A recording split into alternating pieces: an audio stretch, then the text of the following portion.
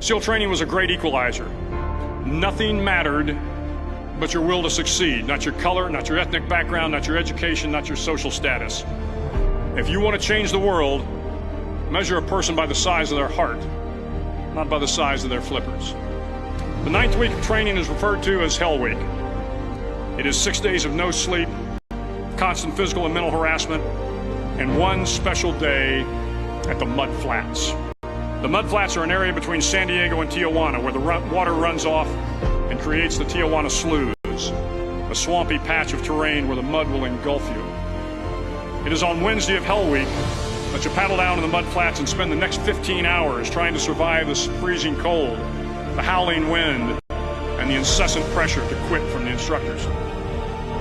As the sun began to set that Wednesday evening, my training class, having committed some egregious infraction of the rules, was ordered into the mud.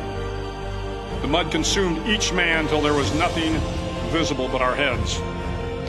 The instructors told us we could leave the mud if only 5 men would quit.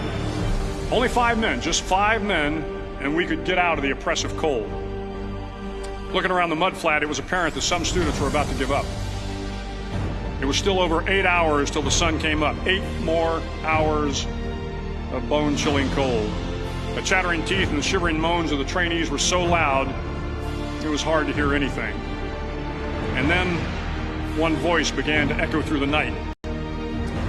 One voice raised in song. The song was terribly out of tune, but sung with great enthusiasm.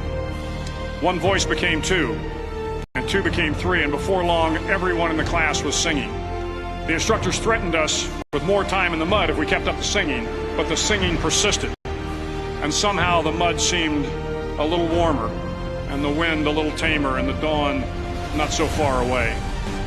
If I have learned anything in my time traveling the world, it is the power of hope. The power of one person, a Washington, a Lincoln, King, Mandela, and even a young girl from Pakistan, Malala. One person can change the world by giving people hope. So if you want to change the world, start each day with a task completed.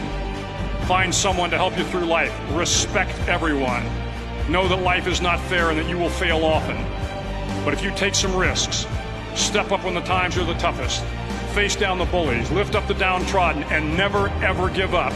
If you do these things, the next generation and the generations that follow will live in a world far better than the one we have today. And what started here will indeed have changed the world for the better.